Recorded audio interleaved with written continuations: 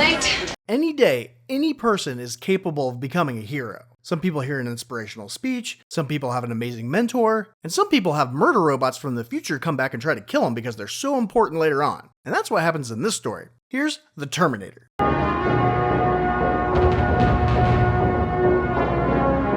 You are going to love this. Well, that's what we're gonna find out. So we meet Sarah Connor, a waitress in a cheap diner who's having a really bad day with the worst, most impatient customers imaginable. Honey, can I have that coffee now, please? We're ready to order now. Or maybe she just sucks at her job. I am not stupid, you know. But little does she know, her day's about to get way worse. See, last night, when this garbage man was emptying dumpsters at 2 in the morning, this huge muscly 6'5" naked dude appeared in front of him in a ball of lightning. So he fucked off. Then the naked giant walked up to some amateur astronomer street punks who decide to taunt him. Hey, I think this guy's a couple cans short of a 6-pack. They think they can handle him because they have tiny knives, but he just knocks him around. One of them does manage to stab him, so he rips out his heart and he dies. And now, the last one's willing to give him his clothes. Well, he's still alive, aren't you? Then this other naked guy shows up in an alley, but he's kind of scrawny, and apparently he got hurt by the electrical storm he was in. That's not bad. He runs into a homeless guy, and when the cops come to check out the weird light, they find him stealing the homeless guy's pants. Disgusting. So one cop chases him through the alley until a scrawny dude overpowers him and steals his gun. Then he holds the cop at gunpoint and asks him what year it is, which the cop thinks is pretty fucking weird. What did he just say? I hate the weird ones. But then his partner catches up in the patrol car, so the pants thief fucks off. But backup arrives, and they chase him into a department store. All of this because he stole a homeless guy's pants? Not gonna go commando in another man's fatigue. Who does that? Initially, they were just investigating the light, but the pants thing gave him an excuse to go after him. And now, he's got a cop's gun, so they really need to find him. Sick bastard! You in here? I'll break his kneecaps. But he's hiding behind some clothes, and steals a jacket and some shoes, but doesn't bother to get clean pants. I think I might just make that a priority. And even while still wearing the stinky britches, he manages not only to sneak out of the building past the apparently congested cops, but also into one of their cars to steal a shotgun. Pretty good hustle, kid. And after he gets away, he looks up Sarah's address in the phone book. And the next morning, the giant dude goes to a gun shop as soon as it opens and gets all the latest weapons, even asking for things that don't exist. Phased plasma rifle in the 40-watt range. Then, he loads the shotgun with the shells the shop owner stupidly leaves on the counter, and he shoots the owner, and he dies. They close early today. Then he goes to a phone book and looks up Sarah's address. What's special about you? But there are 3 Sarah Connors in the phone book, so the giant dude goes to the first one, at the wrong address. How did you find me? And when the woman confirms that she's Sarah, he breaks in, shoots her multiple times, and she dies. Yeah, it's a bit much. The important Sarah hears about the other Sarah's death on the news because her coworker thinks it's funny. I gossip when I'm bored. The skinny guy saws off his shotgun so he can hide it better in his coat. We also see that he stole a shirt, a car, but still didn't replace the nasty hobo piss pants. It's disgusting. But then, because he's on a race against time to find Sarah Connor, he takes a nap and wakes up when it's dark out. You fell asleep? But now that he's awake, he remembers that he's on a mission to find Sarah, who's getting ready with her roommate Ginger to go on a double date. But once they get their hair to 80s perfection, Sarah finds out that her date canceled. I gotta cancel. So she decides to go to a movie, and Ginger and her boyfriend Matt are just gonna stay in the apartment and bang. Sarah gets on her moped, but as she leaves her parking spot, we see the skinny guy's been stalking her apartment, and just didn't see her get home from work because he was taking a nap. Well, you must be very proud of yourself. At the police station, a detective briefs his lieutenant about the Sarah Connor murder, but his lieutenant keeps interrupting him to inform him that he can read. You know, these work. Then he gives him another file, and the lieutenant's like, what the fuck is this all about? Because he didn't bother to read that the 2 files have the exact same names. I can see that. The cops have been calling Sarah's apartment, and have even sent officers to knock on the door, but Ginger and Matt haven't noticed because I guess the sex is just that good. Better than mortal man deserves. And every time the machine goes off, Ginger just turns up the volume on her Walkman. But the press knows about this too, so you would think the reporters would be at her apartment instead of hassling the cops.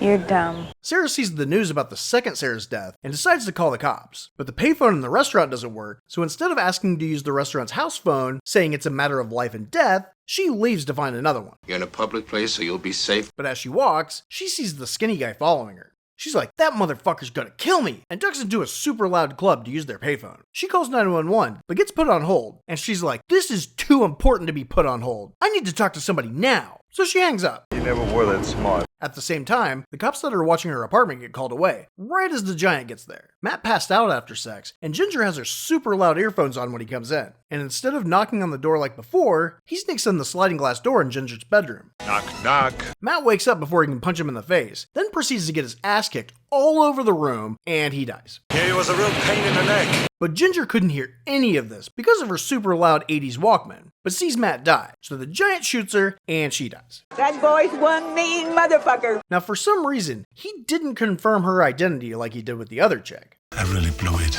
So it's a good thing for him that Sarah calls a second later, letting him know he didn't get her, and telling him exactly where she is. This is getting better by the minute. He then opens a drawer and immediately finds her student ID, so now he knows what she looks like too. Hello, cutie pie. Sarah calls the cops again and talks to the lieutenant, who tells her to stay there and a cop will come get her. But when she sits back down, the giant's already there and barges into the club. But as he passes her table, she just happens to knock something over, so he doesn't see her. But she does see the scrawny guy in the mirror and turns away, so she doesn't notice the giant until he's right in front of her with a gun pointed at her head. Can't miss. Then the scrawny guy pulls out a shotgun and shoots him. Oh, shit. This knocks him on his ass, but he gets back up, pulls out his Uzi, and starts shooting at the scrawny guy, but he bravely uses people as human shields, so he doesn't get shot. Then the big dude slowly approaches Sarah, his actual target, while reloading. You're dead, honey. The scrawny guy shoots him again, propelling him out the window, then convinces Sarah to go with him. You like ice cream? As the giant gets back up, they run out the back, and he chases him down the alley, where the scrawny guy blows up a car. But the giant just runs through the explosion and jumps on the car they were getting away in. How about the light? He punches a hole through the windshield and tries to pull her out. Give you a lift? But the skinny dude hits a tight turn and knocks him off the hood right in front of the cop who came to get Sarah. So he calls in the hit and run without checking on the person who went flying off a car, and the giant knocks him the fuck out, steals his car, and apparently his voice. Give it back, it's mine! Sarah's in shock, but comes out of it and decides it would be better to jump out of a moving car than to stay with the guy who just saved her life. Why would she do that? I don't know, probably because he smells like hobo piss. Got a dead cat in there or what? It's really gross. He says he's Kyle Reese, a soldier assigned to protect her, but everything else he says doesn't make any sense. If he's a soldier, why is he so skinny? Well, where he's from, they have to scavenge for food and eat rats and shit. That sounds good. He then explains that the giant isn't a man, but a killer cyborg that's programmed to kill her.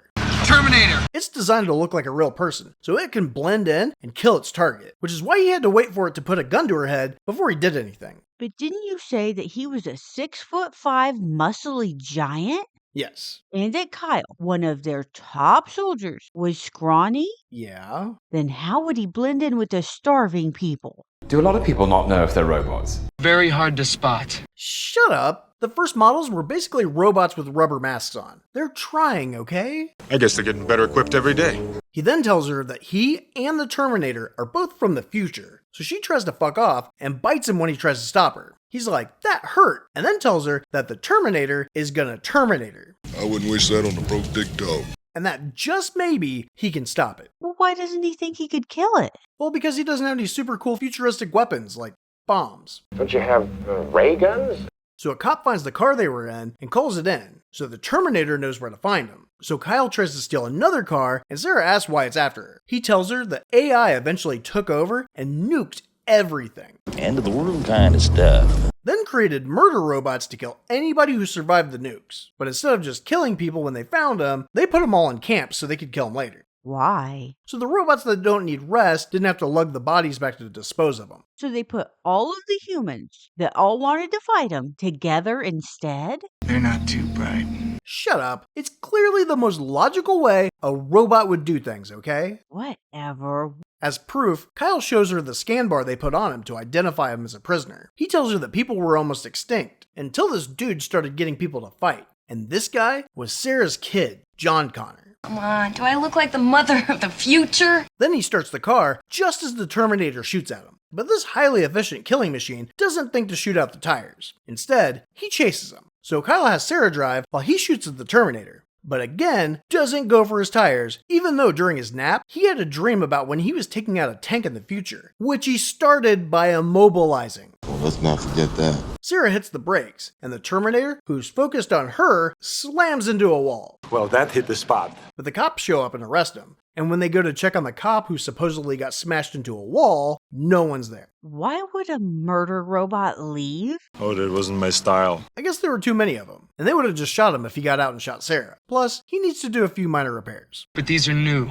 They look human. So they take Kyle and Sarah to the station, where the lieutenant tells her that Ginger and Matt are dead, and that Kyle's probably nuts. He's a loon. They even have a shrink, Dr. Silberman, interview Kyle, where he gives him his rank and superior's names. Like that would mean anything to these cops, considering that the people he listed off would either not be alive yet or still in diapers. What the hell are you babbling about? He explains that the Terminator had to kill all the Sarahs because the computer that was smart enough to set up all the nukes in the world didn't know Sarah's middle name. But considering that one of them had kids, you would think that he would take them out too, just in case they got John's birth year wrong. Accidents will happen. Sarah wants to know how the Terminator, if he wasn't a Terminator, could do all the crap that he just did. But I hope you leave enough room for my fist because I'm going to ram it into your stomach and break your goddamn spine! He was probably on PCP. And they're like, he's probably a health and fitness nut wearing a bulletproof vest who also has a really bad drug problem. And she's like, okay, and takes a nap. He'll be perfectly safe. Silberman leaves the station just as the Terminator shows up. He goes to the desk sergeant, who immediately confirms the person they all know is potentially the next murder victim in a spree of killings is in fact in the building. You're kidding me. The Terminator leaves, but comes back by driving right into the uniform receptionist's desk. And he doesn't even try to get up, even though he saw it coming. What's the matter? Pushing too many pencils? The Terminator starts shooting everybody and turns out the lights for some reason. So Kyle looks at the cop watching him, knocks him the fuck out and steals his keys. Then tracks down Sarah, and as they get away, the Terminator just watches him leave like, well, nothing I can do. Nice night for a walk. Kyle and Sarah then run out of gas when they get out of town, because they were too stupid to stop at a gas station when they weren't being followed. So they camp out under an overpass where Sarah realizes that Kyle's been shot. She asks about her kid to distract him while she fixes him up. And he's like, he's got my height and your eyes, but he told me how awesome you were. And he even gave me a picture of you. I memorized every line, every curve. I think about her when I'm mastering. So I had to go back in time to protect the badass woman who raised him. I came across time for you, Sarah. So it's not like a weird stalker thing, it's just a grand romantic gesture. She then throws a baby fit, so he gives her a message that John gave him that is the most generic crap you could imagine. You must survive or I will never exist. But if John is only a great leader because of what Sarah taught him, couldn't Kyle teach the same things to somebody else? Before he left, the humans basically won the war, and going back in time to kill Sarah was the machine's Hail Mary, so he really wants to stick with what he knows is gonna work. If it ain't broke. Then he tells her about the future, where they have to hide and only come out at night, and when they would come back to their sewer base, they would have to have dogs smell them to make sure that they're real. And also that he would just sit there and stare at Sarah's picture. Short stroking it all over the place. But one time, a Terminator broke in with some randos and started shooting the place up, and he lost the picture. You still think about it when you jerk off? I can't. Well, apparently this story was so boring that she nodded off, but Kyle stroking her face wakes her back up. While she was asleep. Dude, that's weird. But some of the story must have gotten through, because she was dreaming about dogs, while he was telling her about Terminators killing them. Buttholes? In the morning, they hitchhike to a motel, while the Terminator looks through her address book. He finally decides to try out her mom's cabin, where luckily, Sarah calls and tells him where they're staying, because he killed her mom and is using her voice. Meanwhile, Kyle went shopping and teaches Sarah how to make homemade bombs. I got the recipe from the ladies' home journal. Then she laughs that he thought she was tough, when she's really a giant wuss and thinks he must think she sucks. And he's like, no, you're awesome. Even though he was told about her being a legendary badass, and the women he actually knew in the future were truly kick-ass fighters. But I guess he'd been rubbing one out to her picture for so long that it doesn't really matter. I used to do it all the time. Yeah. Can't do it anymore, can I? Either that, or it's just that she bathes regularly. And they smell so good. Because when she's like, do you have a girlfriend? He admits to being a virgin. Never.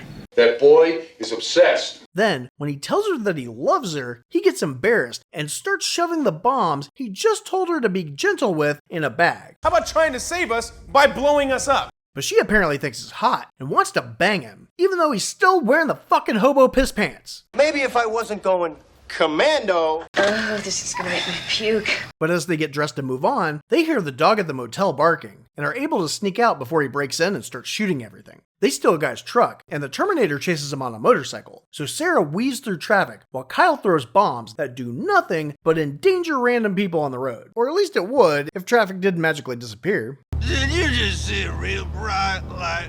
Then, Kyle gets shot, so Sarah lets the Terminator get close and rams him into a guardrail. He goes sliding across the road and even gets run over by a semi. But then, he steals the guy's truck and rams into their car that rolled over in a wreck. But they had just managed to crawl out before he hit it. So now, he's chasing them while they run in the middle of the road. It's the worst place to drive. Kyle has Sarah run ahead, and he puts a bomb in the exhaust pipe while she outruns the diesel truck barreling towards her. I don't know how fast she is. Then it blows up.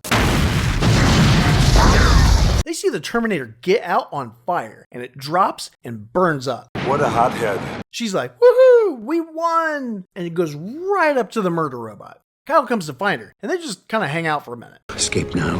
Hug later. But it just burned its skin and wanted to reboot or some shit, because it gets back up and chases him into the nearest building. One of us is in deep trouble. It's a factory, so Kyle turns on like all the machines so the Terminator will have a hard time hearing him. Then he gets woozy from all the blood loss, and Sarah starts dragging him around. But she accidentally hits a button for this super presser thing, and now it knows where they are and follows him upstairs. Kyle has her run while he beats it with a pipe, and it takes it for a couple swings until it gets close enough to bitch slap Kyle. You started it. Then, when it gets close enough again, he lights his last bomb and blows it to pieces. Bad idea.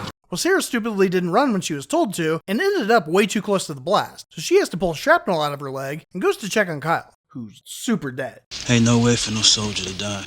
But the Terminator isn't, and comes after her. It's not all there, and has to crawl after her, which isn't too hard, because with her boo-boo, she's crawling too. But she remembers the machine from a few minutes ago and crawls through it, and when it follows, she hits the button and smashes it right as it's about to strangle her, and it dies. So now, all that's left is its arm. This is more than we ever thought we'd get. So a few months later, Sarah gets a dog, a gun, and a tape recorder and moves to Mexico. Turns out, she's preggers, and Kyle is really John's dad. The rebellion is reborn today. Unless the guy she was supposed to go out with that night canceled because he already hit it. Her legs are locked together at the knee. Well, I guess it's a good thing she lived. I know, right? Can you imagine how stupid it would be for him to sacrifice himself just for her to die of an infection because she didn't move her ass? You're the one who has to live, dumbass. Get the fuck out of there. Look at it this way, in 100 years, who's gonna care? Then this kid takes a picture of her and sells it to her. And wouldn't you know it, it's the same picture Kyle masturbated to for all those years. I used to always wonder what you were thinking at that moment. So while he was jacking off to her, it was to a picture of her thinking about him. I mean, that is the epitome of romance, mate. Which in my opinion is a hell of a lot more romantic than anything Nicholas Sparks ever came up with. My head slipping. You grabbed the bar, you idiot! Not until she agrees. You talk about them like they're heroes, but they're really selfish assholes. What do you mean? The best way for humans not to be killed by machines would be to try to stop the war from happening or prepare as many people as possible to survive. But Kyle doesn't even think about that because he's in love. But he's only in love with her because she tells John that he's his dad. She has to have her son to lead the resistance. What about that have you not gotten from the story? John Connor is the savior of humanity and always will be. The future is not set. Yeah, right. What does this great legendary hero do when he meets a small boy? He spends a decade grooming him to bang his mom. You must have had a fun childhood. You've been targeted for termination. Come with me if you want to live. Boy, that's a tough one. I can't help you with what you must soon face.